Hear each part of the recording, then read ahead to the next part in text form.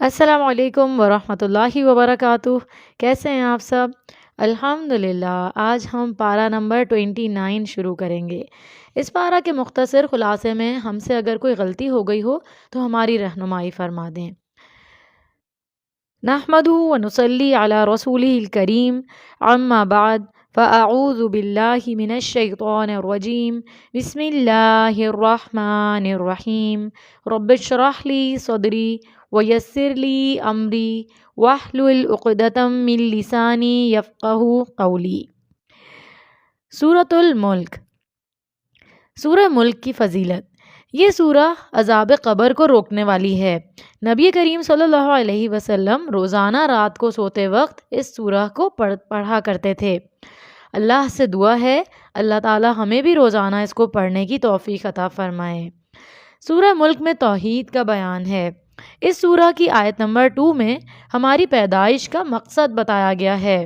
فرمایا الذی خلق الموت والحیات لیبلوکم ایکم احسن عملا وہو العزیز الغفور۔ ترجمہ: جس نے موت اور زندگی کو اس لیے پیدا کیا کہ تمہیں آزمائے کہ تم میں سے کون اچھے عمل کرتا ہے، اور وہ ہر چیز پر غالب بھی ہے اور بخش دینے والا بھی۔ اللہ یہ دیکھنا چاہتا ہے کہ ہم میں سے اطاعت والے کام کون کرتا ہے اور کون نافرمانی کے راستے پر چلتا ہے۔ آگے آیت میں اللہ سے ڈرنے والوں کے لیے خوشخبری ہے۔ سورہ ملک آیت نمبر 12۔ ترجمہ: جو لوگ بن دیکھے اپنے پروردگار سے ڈرتے ہیں ان کے لیے مغفرت اور بہت بڑا اجر ہے۔ اللہ کا ڈر انسان کے لیے بخشش کا ذریعہ ہے۔ اللہ کے خوف سے رونے والا انسان دوزخ میں نہیں جائے گا۔ آنکھیں، کان اور دل یہ نعمتیں 1000 نعمتوں کے برابر ہیں۔ آئیے اس حوالے سے سورہ ملک کی آیت نمبر 23 کا ترجمہ سنتے ہیں۔ ترجمہ: آپ ان سے کہیے کہ اللہ ہی ہے جس نے تمہیں پیدا کیا اور تمہارے کان، آنکھیں اور دل بنائے، مگر تم کم ہی شکر ادا کرتے ہو۔ یہ بڑی ناشکری کی بات ہے کہ ان سب نعمتوں کو دنیا کمانے کے لیے خوب استعمال کیا جائے، لیکن اللہ کی پہچان یعنی خالق کی پہچان کا کام ان سے نہ لیا جائے کہ کریٹر کون ہے، ہمیں بھیجا کس نے ہے، کس کام کے لیے بھیجا ہے دنیا میں، اس کو ہم بھول جائیں۔ کتنی زیادہ ذاتی کی بات ہے۔ اللہ ہمیں سوچنے سمجھنے کی صلاحیتوں سے فائدہ اٹھانے کی توفیق دے۔ اللہ کی راہ میں ان صلاحیتوں کو استعمال کریں، کیونکہ کان اور آنکھیں دل کا دروازہ ہوتے ہیں۔ جو آپ دیکھیں گے، جو آپ سنیں گے، وہ آپ کے دل پر اثر کرے گا، اور ایمان کہاں ہوتا ہے؟ دل میں ہوتا ہے۔ تو ایمان بڑھانے کے لیے کانوں اور آنکھوں کی حفاظت لازمی ہے۔ اس سے وہی کام کریں جو اللہ کا حکم ہے۔ سورۃ القلم۔ بسم اللہ الرحمن الرحیم۔ اللہ سبحانہ و تعالیٰ نے 4 چیزیں اپنے ہاتھ سے پیدا کی ہیں: عرش، جنت عدن، آدم علیہ السلام اور قلم، اور باقی مخلوق کو کلمہ کن سے یعنی ہو جا کہا تو وہ پیدا ہو گئیں۔ اللہ تعالیٰ نے سب سے پہلے قلم پیدا کیا اور اسے کہا لکھ، چنانچہ قلم نے وہ سب کچھ لکھ دیا جو اب تک ہونے والا تھا۔ جب نبی کریم صلی اللہ علیہ وسلم نے تبلیغ کا آغاز کیا تو اس کے ساتھ ہی آپ کی مشکلات میں کئی گنا اضافہ ہو گیا اور لوگ آپ کو مجنون اور دیوانہ کہنے لگے۔ تو اللہ کی تسلی ہے کہ نہ آپ مجنون ہیں نہ دیوانے، اور آپ صلی اللہ علیہ وسلم کے اخلاق کی تعریف بیان کی ہے۔ آیت نمبر 4 میں فرمایا وَإِنَّكَ لَعَلَىٰ خُلُقٍ عَظِيمٍ۔ ترجمہ: اور آپ صلی اللہ علیہ وسلم یقیناً اخلاق کے بڑے بلند مرتبے پر ہیں۔ نبی کریم صلی اللہ علیہ وسلم کے مقام و مرتبے اور اعلیٰ اخلاق کا ذکر آیا ہے۔ آگے آیات میں نبی کریم صلی اللہ علیہ وسلم کے مخالفین کا کردار بتایا جا رہا ہے۔ ایک کافر کا نام لیے بغیر اس کی عادات و صفات یعنی ایک بہت برا کردار بتایا جا رہا ہے۔ ترجمہ ہے وہ تو چاہتے ہیں کہ اگر آپ نرم رویہ اختیار کریں تو وہ بھی نرم ہو جائیں، اور ہر قسمیں کھانے والے ذلیل کی بات نہ مانیے جو طعنے دینے والا ہے اور چغلیاں کھاتا پھرتا ہے، بھلائی سے ہر دم روکنے والا، حد سے بڑھنے والا گناہگار ہے، بڑا اجڑ ہے اور ان باتوں کے علاوہ بد اصل بھی ہے، اس بنا پر کہ وہ مالدار ہے اور بیٹوں والا ہے۔ جب اس پر ہماری آیات پڑھی جاتی ہیں تو کہہ دیتا ہے کہ یہ تو پہلے لوگوں کی داستانیں ہیں۔ تو ہمیں اپنے اخلاق پر توجہ دینی ہوگی کہ کہیں ہم تو یہ برائیاں نہیں کر رہے، کہیں یہ سب برائیاں ہمارے اندر تو موجود نہیں ہیں۔ اللہ ہمیں تمام بری عادتوں اور برے اخلاق سے بچائے، آمین۔ اب آگے آیت نمبر 17 سے باغ والے کا قصہ آ رہا ہے۔ قریش کو باغ والوں کی طرح آزمایا گیا۔ باغ والوں کا قصہ ہے، ایک باغ کا مالک بہت نیک انسان تھا۔ وہ اپنے باغ کی پیداوار، یعنی جو اس باغ میں پیدا ہوتا تھا، چیزیں، پیداوار، وہ غریبوں اور مسکینوں میں تقسیم کرتا تھا۔ اس باغ میں اللہ نے خوب برکت رکھی تھی۔ جب وہ شخص مرا تو اس کے بیٹوں نے فقیروں اور مسکینوں سے بچنے کے لیے رات ہی رات کو پھل کاٹنے کا فیصلہ کر لیا۔ ان کی بدنیتی کا اثر یہ ہوا کہ پھل کاٹنے سے پہلے ہی وہ باغ جل کر بھسم ہو گیا۔ باغ والوں نے اپنی غلطی مانی اور توبہ کی۔ باغ والے کے قصے سے یہ بات معلوم ہو رہی ہے کہ بری نیت رکھنے سے انسان کو بعض اوقات سزا مل جاتی ہے، تو ہمیں بہت ڈرنا ہے اس چیز سے کہ اللہ ہماری نیتیں صحیح رکھے۔ باغ والوں نے صرف نیت ہی کی تھی، وہ پھل توڑ کر نہیں لائے تھے، صرف نیت کی تھی، لیکن اللہ نے ان کو ان کی بری نیت پر پکڑ لیا۔ اللہ سبحانہ و تعالی ہماری نیت میں اخلاص پیدا کر دے، آمین۔ آگے آیت نمبر 42 اور 43 میں ہے، جان بوجھ کر نماز نہ پڑھنے والوں اور سجدہ نہ کرنے والوں کی بات آ رہی ہے کہ ترجمہ، جس دن پنڈلی کھول دی جائے گی اور انہیں سجدہ کرنے کو بلایا جائے گا تو یہ سجدہ نہ کر سکیں گے، ان کی نگاہیں جھکی ہوئی ہوں گی اور ان پر ذلت چھا رہی ہوگی۔ وہ دنیا میں سجدے کی طرف بلائے جاتے تھے اور اس وقت تو وہ صحیح سالم تھے۔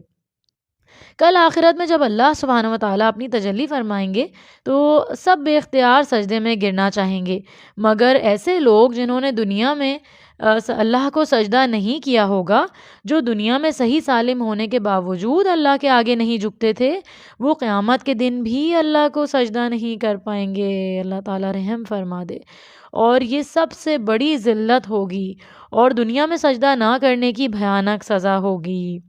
اسی طرح جو لوگ دکھاوے کے سجدے کرتے ہیں، دکھاوے کی نمازیں پڑھتے ہیں، جب کوئی آ جائے تو زیادہ اچھی نماز پڑھنے لگ جاتے ہیں، وہ بھی قیامت کے دن سجدہ نہیں کر سکیں گے۔ اللہ تعالیٰ ہمیں اس سے محفوظ رکھے۔ اللہ ہماری نمازوں میں خشوع و خضوع پیدا کر دے، ہماری نیتیں صاف کر دے۔ اللہ ہمیں 5 وقت کا نمازی بنا دے اور ہم کثرت سے سجدہ کرنے والے ہو جائیں اور ہماری نمازیں قبول ہو جائیں، آمین۔ سورۃ الحاقہ، بسم اللہ الرحمن الرحیم۔ الحاقہ قیامت کا نام ہے۔ قیامت کا آنا برحق ہے اور جھٹلانے والوں کے لیے اللہ کا عذاب برحق ہے۔ جس طرح پچھلی قوموں نے اپنے اپنے رسول کی نافرمانی کی، جیسے قوم سمود، قوم نوح، قوم لوط، قوم عاد، قوم فرعون، تو وہ تباہی کا باعث بنی، یعنی ان کے اوپر اللہ کا عذاب آیا کیونکہ انہوں نے اللہ کی نافرمانی کی تھی۔ تو اللہ تعالیٰ ہمیں اپنی تمام نافرمانیوں سے محفوظ رکھے، آمین۔ آگے آیت نمبر 13 سے آیت نمبر 18 میں ہے کہ یہاں پر قیامت کا منظر بتایا گیا ہے کہ قیامت کے دن سور میں پھونک ماری جائے گی تو کائنات میں ہولناک تباہی آئے گی، زمین کو پہاڑوں سمیت اٹھا کر پٹخ دیا جائے گا، پہاڑ ریزہ ریزہ ہو جائیں گے اور زمین کے اندر جو بھی کچھ ہے وہ سب کچھ نکال کر باہر رکھ دے گی۔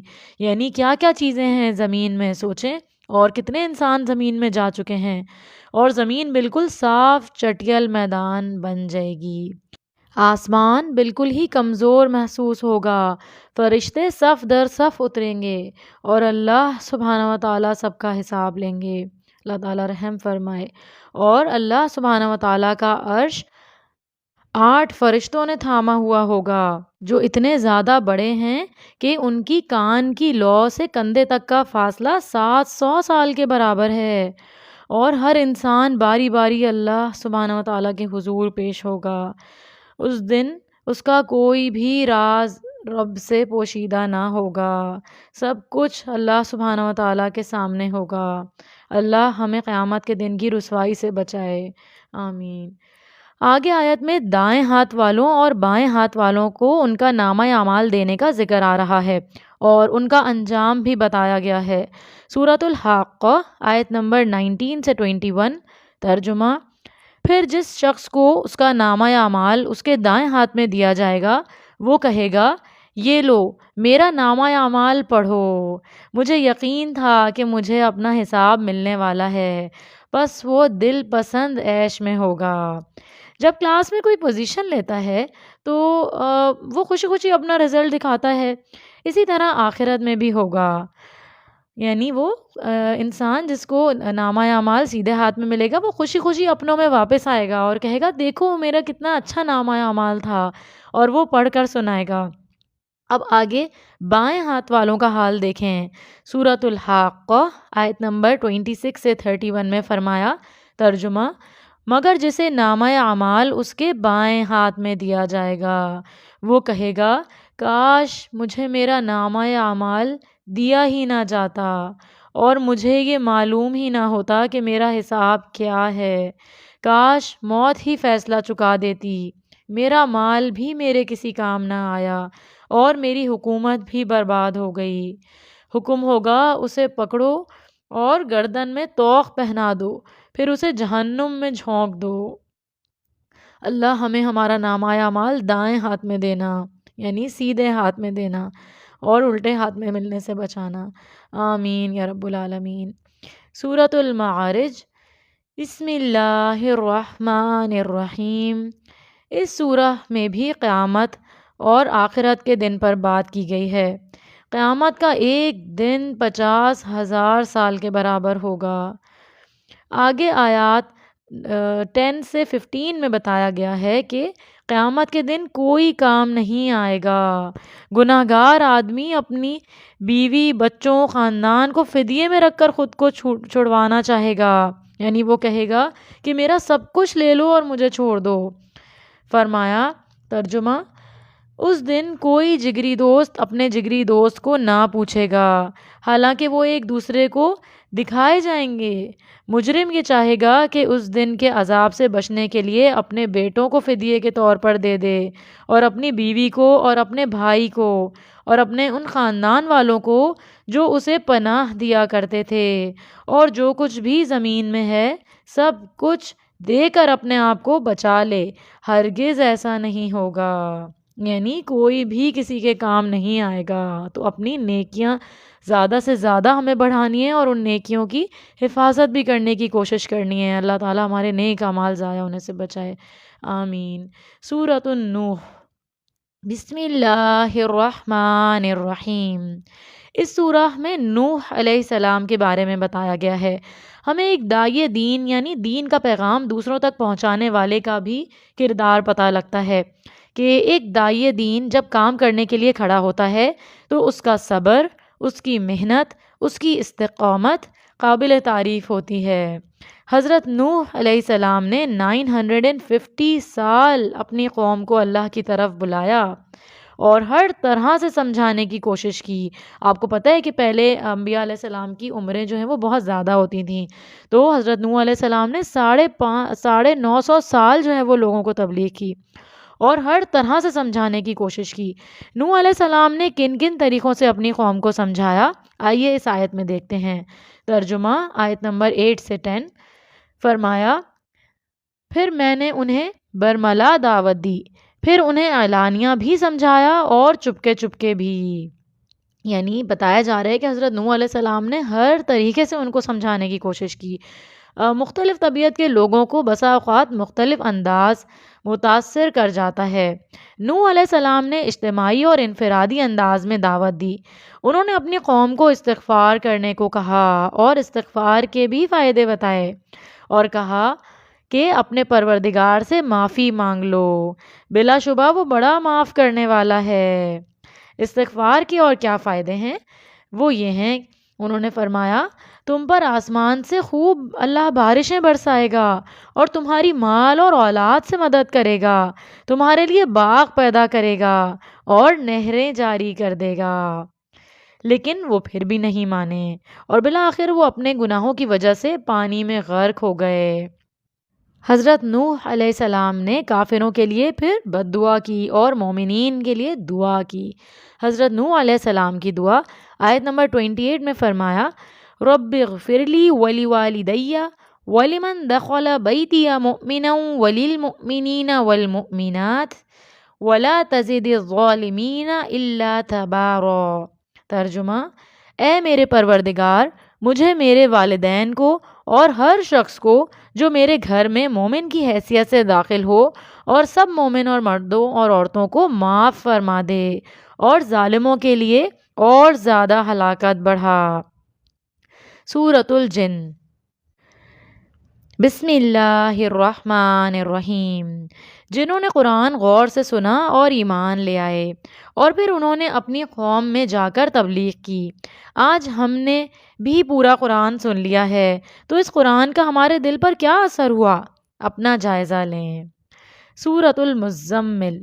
بسم اللہ الرحمن الرحیم۔ مزمل نبی کریم صلی اللہ علیہ وسلم کا نام ہے۔ اس سورہ میں نماز تہجد کی طرف اشارہ ہے۔ اس سورہ میں نبی کریم صلی اللہ علیہ وسلم کو قیام اللیل یعنی رات کے وقت نماز میں کھڑا ہونے کی تلقین کی گئی ہے۔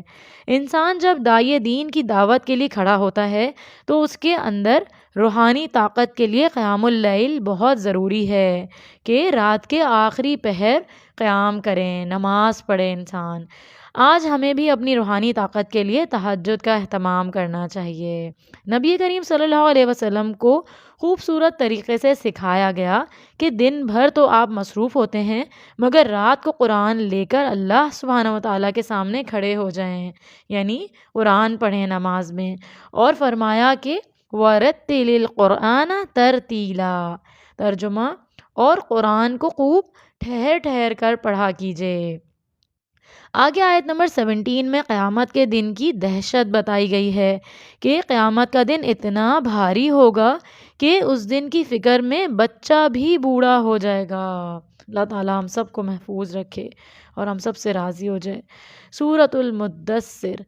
بسم اللہ الرحمن الرحیم۔ مدثر یہ بھی نبی کریم صلی اللہ علیہ وسلم کا نام ہے۔ اس سورہ میں بھی سورہ مزمل سے ملتے جلتے مضامین ہیں۔ اس سورہ میں بھی نبی کریم صلی اللہ علیہ وسلم کو ذمہ داری سے آگاہ کیا جا رہا ہے۔ آیت نمبر 2 سے 5 میں فرمایا، ترجمہ، اٹھیے اور لوگوں کو برے انجام سے ڈرائیے اور اپنے پروردگار کی بڑائی بیان کیجیے اور اپنے کپڑے پاک صاف رکھیے اور گندگی سے دور رہیے۔ یہاں سے ایک داعی دین یعنی دین کا پیغام یعنی اللہ کی بات آگے پہنچانے والے کا کردار معلوم ہو رہا ہے۔ ہم نے پہنچانا ہے نا اللہ کا کلام آگے اور اللہ کی بات آگے، تو ہمیں بھی ان ساری عادتوں کو اپنانا ہے۔ تو کیا معلوم ہو رہا ہے کہ اپنی باطنی صفائی کے ساتھ ساتھ یعنی اندرونی صفائی کے ساتھ ساتھ اپنی ظاہری پاکیزگی کا بھی خیال رکھنا چاہیے۔ اندر کی پاکیزگی کیسے ہوگی؟ توبہ اور استغفار سے۔ اور ظاہری پاکیزگی کیسے ہوگی؟ جسمانی طہارت کا خیال رکھتے ہوئے۔ آگے آیت میں جہنم میں لے جانے والے 4 اعمال کا بتایا گیا ہے۔ جنت والے جہنم والوں سے پوچھیں گے۔ سورہ مدثر آیت نمبر 42 سے 46 میں فرمایا، ترجمہ، تمہیں کیا چیز دوزخ میں لے گئی؟ وہ کہیں گے، ہم نماز ادا نہیں کرتے تھے اور نہ مسکینوں کو کھانا کھلاتے تھے اور بیہودہ شکوک و شبہات پیدا کرنے والوں کے ساتھ ہم بھی لگے رہتے تھے اور روز جزا کو جھٹلایا کرتے تھے۔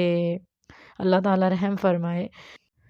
آج ہمارے پاس وقت ہے، آج ایک مرتبہ ہم بھی اگر گناہوں کی معافی مانگ لیں اور اعتراف کر لیں کہ یا اللہ ہم نافرمان ہو گئے، ہم سے غلطیاں ہو گئی ہیں، گناہ ہو گیا ہے، تو اللہ ہمیں اپنی رحمت سے معاف کر دے گا انشاءاللہ۔ تو کیا رولز ہیں توبہ کے؟ کہ زبان سے توبہ کریں اور دل میں ندامت ہو، اس گناہ کو چھوڑ دیں اور اس کی جگہ اور نیکیاں کرنا شروع ہو جائیں تو اللہ سے امید ہے کہ اللہ تعالیٰ ہمیں معاف فرما دیں گے، آمین۔ سورۃ القیامہ، بسم اللہ الرحمن الرحیم۔ اس سورہ میں بھی قیامت کا منظر بتایا گیا ہے جیسے پچھلی کچھ صورتوں میں بتایا گیا تھا۔ آیت نمبر 2 میں نفس لوامہ کی قسم کھا کر آگے بات کی گئی ہے۔ نفس لوامہ کیا ہوتا ہے؟ نفس کی 3 قسمیں ہیں۔ پہلی قسم ہے نفس امارہ، اس کا ذکر پارہ نمبر 13 کی پہلی آیت میں آیا ہے۔ یہ ہمارا وہ نفس ہے جو ہمیں برائی کرنے پر اکساتا ہے، یعنی ہمارا جی، جو ہم بعض دفعہ کہہ رہے ہوتے ہیں کہ جی چاہ رہا تھا ہمارا ایسا، اللہ نہ کرے، برا کرنے کا کوئی کام، تو اس کو کہتے ہیں نفس۔ تو نفس امارہ وہ ہے جو برائی پر اکساتا ہے۔ دوسری قسم ہے نفس لوامہ، جس کا اس سورہ میں ذکر ہے۔ یہ وہ نفس ہے جو برائی سے روکتا ہے، ملامت کرتا ہے انسان کو، برا عمل ہونے پر ہمیں ملامت کرتا ہے یہ، اور اس کو ضمیر بھی کہتے ہیں۔ اور تیسری قسم ہے نفس مطمئنہ، اس کا ذکر پارہ نمبر 30 کی سورہ فجر میں آئے گا۔ تو ہم نے اس سے کیا سیکھا کہ نفس امارہ کا کام ہے برائی کی طرف راغب کرنا۔ تو جب ہمیں ہمارا نفس امارہ برائی کی طرف راغب کرے تو کیا ہوگا؟ آٹومیٹکلی ہمارے اندر کا جو نفس لوامہ ہے وہ ہمارے دل کو ملامت کرتا ہے کہ ہم نے یہ گناہ کر دیا، ہم نے یہ غلطی کر دی، ہم نے کسی کا دل دکھا دیا، ہم سے کوئی غلطی برائی ہو گئی۔ تو اس کے بعد کیا کرنا ہے؟ ہمیں نفس مطمئنہ حاصل کرنے کے لیے توبہ اور استغفار کرنا ہے اور گناہوں کو چھوڑ دینا ہے۔ اور اس کے لیے آپ بہت ساری چیزیں پہلے بھی سیکھ چکے ہیں کہ بری کمپنی بھی از ون آف دیم، کہ بری کمپنی، برے دوست اور بری صحبت کو بھی ہمیں چھوڑ دینا ہے۔ اللہ تعالیٰ ہماری اس پہ مدد فرمائے کہ ہمیں نفس مطمئنہ حاصل ہو سکے، آمین۔ اور توبہ کرنے پر جو ہے وہ نفس مطمئنہ ملتا ہے، نیکی اور بھلائی کے کام کر کے خوشی اور اطمینان محسوس ہوتا ہے۔ تو یہ کون سا نفس بن جاتا ہے پھر؟ جی، نفس مطمئنہ بن جاتا ہے۔ اللہ تعالیٰ میں نصیب فرمائے۔ آگے آیت نمبر 28 سے 30 میں انسان کی موت کا منظر بتایا گیا ہے کہ مرنے والے کو یقین ہو جاتا ہے کہ اس کی موت آنے والی ہے۔ اللہ ہمیں بری موت سے بچائے اور ہمارا احسن خاتمہ کرے اور ہمیں کلمہ نصیب کر دے مرتے وقت، آمین۔ سورۃ الدہر، بسم اللہ الرحمن الرحیم۔ اس سورہ کا دوسرا نام سورۃ الانسان ہے۔ اس سورہ میں جنت کی خوبصورت سیر کروائی گئی ہے۔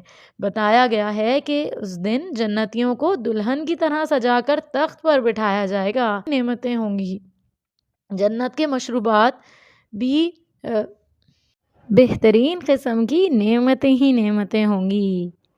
جنت کے مشروبات کا بھی ذکر آیا ہے اور بہت قیمتی چیزوں کا ذکر آیا ہے۔ اللہ ہم سب مسلمانوں کو جنت الفردوس میں داخل کرنا، آمین۔